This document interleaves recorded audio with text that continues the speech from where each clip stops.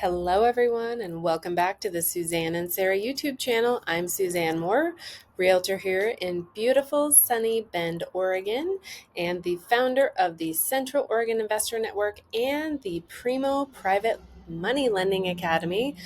Those two things bring people together to share resources, connect with one another, and earn more passive income from our real estate investments to fuel freedom in our lives. So today's topic, we are going to talk about how you actually manage your real estate investment finances, because this is a big topic for a lot of people. It can be daunting, especially as your portfolio grows and things get more complex. So let's dive in.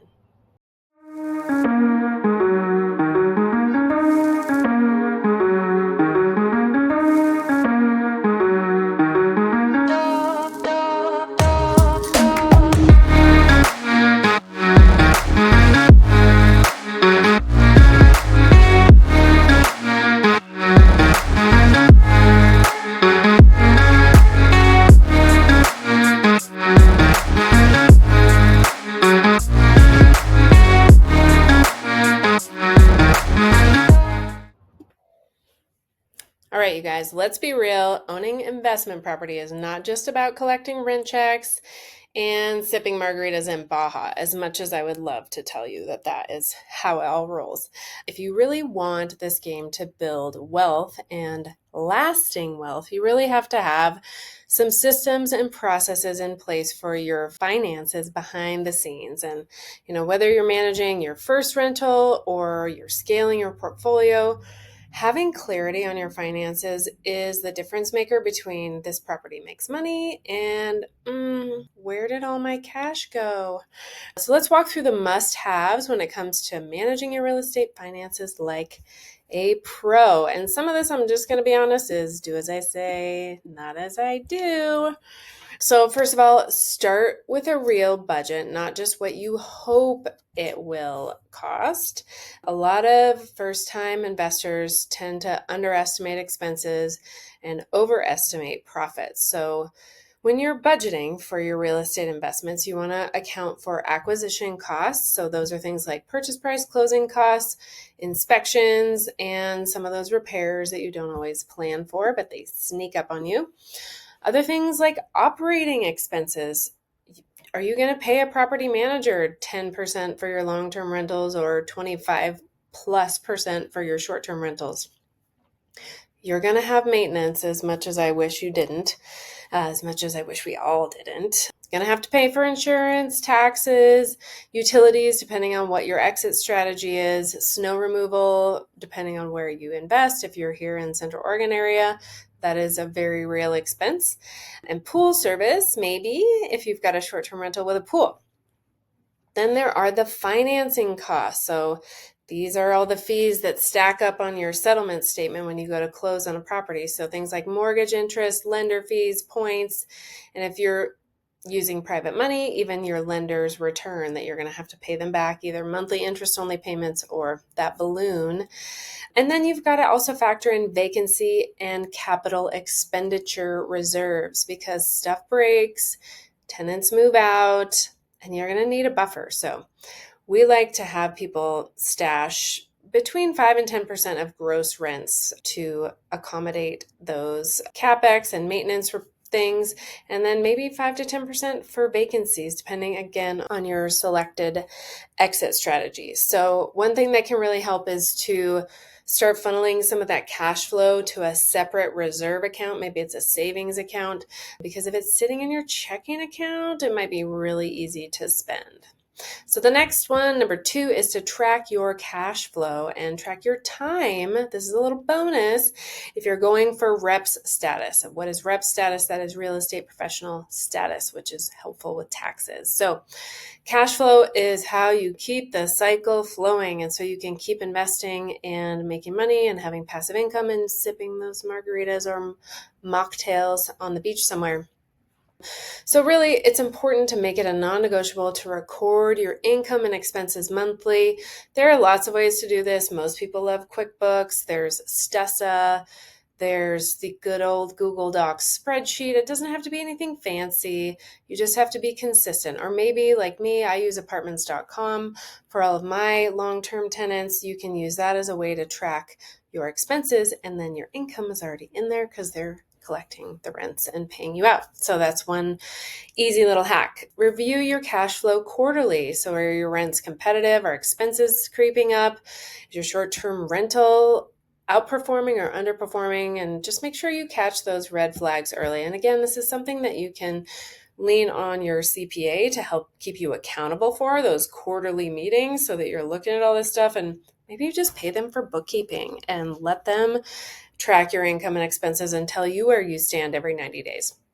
So a bonus tip here is to track your hours for reps status. If you are chasing rep status, it's really important to take control and start tracking your hours now, because that's what really unlocks that sweet full-time real estate professional. Doesn't mean you have to be a realtor. It just means you have to qualify for a number of hours and material involvement in your rental property that helps you get that great tax treatment. So there's a lot of different apps out there. Reps Tracker is one. There's a few.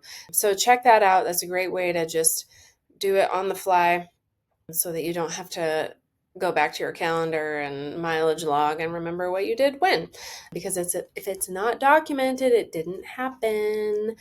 Number 3, don't skip your emergency fund, y'all. It's just important to have 3 to 6 months of operating expenses in a separate, easy to access account. And if you're going to apply for a mortgage on another property, maybe it's another investment or another primary, your lender's going to ask for those 6 months of reserves for the most part anyways. So the reserves cover things like, your furnace died in January, or maybe your short-term rental bookings slow down in the shoulder season, or your long-term tenant decides to buy a house and breaks their lease 2 months early. So this is what keeps you from getting into panic mode and like panic selling or racking up high interest credit card debt to cover those surprises, which is also why I said earlier is to make sure that you're saving for those things. Number 4, choose your financing strategically, but not desperately. Financing can multiply your returns or really hinder your ROI. So a couple tools in your toolkit: conventional loans. That's where most people start. It's great for long-term holds. It can be, but interest rates as they are, as I'm recording right now in July 2025, they're a little challenging. But make sure you're looking at interest rates. If you're putting less than 20% down, you likely to have private mortgage insurance, and look at your amortization schedules. Another option, if you're going to do a flip or refi into conventional financing later, is to get hard money. So these are short-term, high-interest loans, really best used when speed matters and your margins are high. Private money, this is another great tool if you are a flipper, a wholesaler, a lease option person. It just depends on your exit strategy, but private money can really help you leverage and scale quickly. It's fast and flexible. It's relationship driven. You just got to make sure your docs are dialed in and you know what you're signing for your private money lender. Another thing that's always great is seller financing, because oftentimes if the seller is open to terms, you can skip the bank, you can negotiate low or no money down, and sometimes you can even get 0% interest, which is, you can't beat that, right? And then there's subject to. So for those of you who are interested in this, it is another option out there. You take title of the property, the existing mortgage stays in the seller's name, and it's a great way to leverage those low rate loans that so many of us had back pre-2022. But you want to make sure you know what you're doing and you have someone experienced reviewing your documents and making sure you're making the right promises to the seller. So we help people with this. If you need help, you can hit us up. And just an investor to investor tip, creative financing is a tool, not a crutch, but we love to help people out with this. So you just want to make sure you know your numbers and you know your exit strategy before you decide on which type of financing you are going to pursue. Number 5, work the tax code like a wealth builder, because real estate has phenomenal tax advantages if you use them properly. So the big ones Depreciation. This is a non-cash expense. It's not like when you buy a new refrigerator and you pay $600 and then you get to write it off that year and the IRS reimburses you for that. A non-cash income or non-cash expense means you're not putting any money out. The IRS just deems any rental property to be depreciating when in fact the opposite is very likely true. So depreciation is a paper loss that shelters your income. And if you're wondering, can I still have cash flow and a tax loss? Yes, you can. Another thing is bonus depreciation. This can be achieved now. We've got some new regulations around this, some easing up of regulations, I should say. So doing a cost segregation study of one or many of your rental properties can help you accelerate depreciation and front load your tax savings, especially helpful in those really high income years, or if you're a W-2 earner in addition to your real estate portfolio. 1031 exchanges. These are great for people who plan to sell one property and defer capital gains, roll it all into another property, which also helps you avoid the depreciation recapture that can happen when you accelerate depreciation. So what happens is you keep your equity working and you keep the real estate cycle going, which is what the IRS is really promoting with the 1031 exchange program. And then deductions, like these are those things that you pay for that the IRS kind of reimburses you for, lets you write off on your taxes. Things like mortgage interest, insurance, repairs, your mileage, short-term rentals, supplies like coffee, toilet paper, paper towels, soap, all those things, software. So don't leave money on the table. And here's my big tip, you guys. Get a CPA who understands real estate. If they are telling you to depreciate land or asking you what a 1031 exchange is, like, you want to come back to us and ask us for our CPA because he works nationally.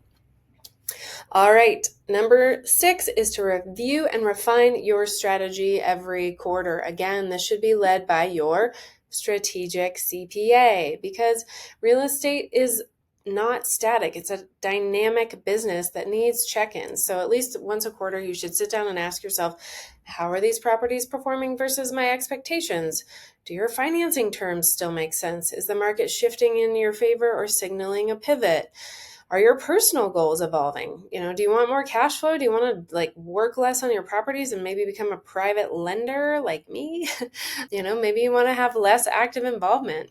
So moving from a short-term rental to a midterm rental, or just cashing out, 1031ing, getting into a syndication or some other way to have your money invested where you're earning truly passive income.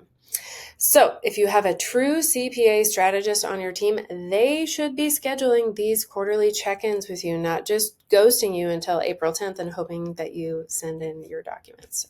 If they are not checking in with you, then come to us. We will give you a personal intro to our CPA.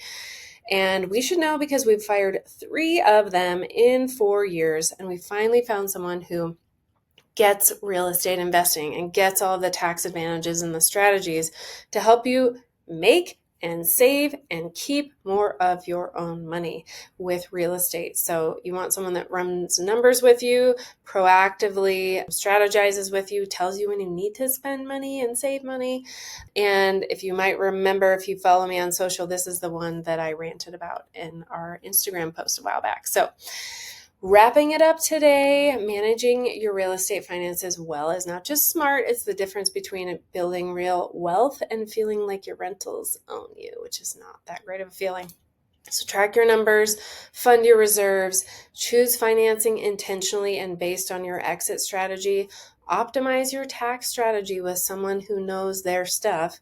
Schedule those regular reviews with them and build a team around you that helps make you sharper, not more stressed. And if you need help putting all those pieces into place, then send us a message.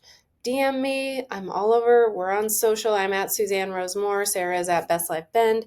We coach investors. We coach private money lenders through the exact strategies that I use in my own portfolio. And I'd be happy to point you toward the right resources, partners, and the next steps for where you are at. So let's build your freedom engine one smart financial move at a time. Thank you so much for joining us today on the Suzanne and Sarah YouTube channel. where we talked about how to actually manage your real estate finances effectively. If you liked this video, give us a thumbs up, subscribe, tell us what you liked, what you didn't like. If there's something you disagree with, tell us that too. And most importantly, if you want an amazing CPA tax strategist who is planning those quarterly meetings with you, shoot us a note here on YouTube and we will get you a personal intro. All right, y'all, we'll see you next time.